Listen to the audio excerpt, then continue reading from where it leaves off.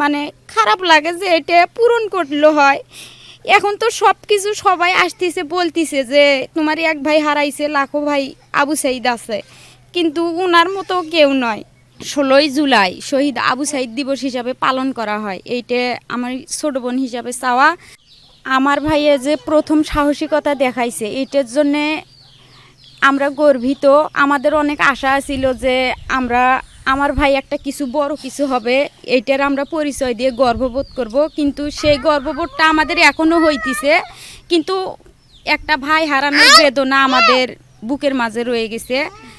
এখন আমাদের চাওয়া হইতেছে রাষ্ট্রের কাছে আমার ভাইকে জানি প্রথম শহীদ বীর হিসাবে রাষ্ট্রীয় সম্মাননা দেওয়া হয়, এটা আমাদের চাওয়া। আর নতুন যে সরকার আসবে তিনি যেন নিরপেক্ষ হয়, কোনো পক্ষ না নেয়, ন্যায় কথা বলা যায়, বাক স্বাধীনতা থাকে, এইটা আমাদের চাওয়া। আর ছাত্রছাত্রীদের যে প্রত্যাশা থাকে একজন সরকারের কাছে, যেরকম আমার ভাই ন্যায় অধিকার পাইতে চাইছিল, এই কারণে তাকে অন্যায়ভাবে গুলি করা হয়েছে, মারা হয়েছে, এইটা জানি আর কোনো সরকার না করে, কোনো স্বৈরাচারী না করে, এইটা আমাদের চাওয়া।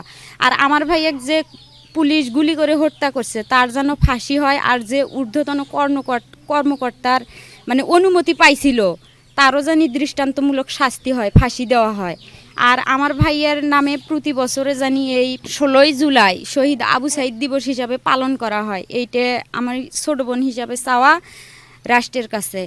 শহীদ হয়েছে তাদের পাশেও জানি সরকার দাঁড়ায়, এইটা আমাদের চাওয়া। যে বেশি কাদায় আমাকে আমার ভাইয়ের স্মৃতি হিসাবে আমি বলছিলাম যে ভাইয়ে মানুষে বিসিএস করে, তুমিও করেন তো। তো তখন আমাকে ভাইয়ে বলছিল যে হ্যাঁ সুমি করবো, এটা একটা নিবন্ধনের নাম, ঠিক আছে এটা করব। আমার এটা খুব মানে খারাপ লাগে যে এটা পূরণ করলে হয়। এখন তো সব কিছু সবাই আসতেছে বলতেছে যে তোমার এক ভাই হারাইছে, লাখো ভাই আবু সাইদ আছে, কিন্তু উনার মতো কেউ নয়। এটা আমার খুব খারাপ লাগে, সব সময় এগুলো মনে হলে মানে বুকের মধ্যে ব্যথা লাগে, কোনো জায়গায় শান্তি পাওয়া যায় না। আমার ভাইয়ের জন্য সবাই জানি দোয়া করে, আর রাষ্ট্রীয় সম্মাননা জানি তাকে দেওয়া হয়।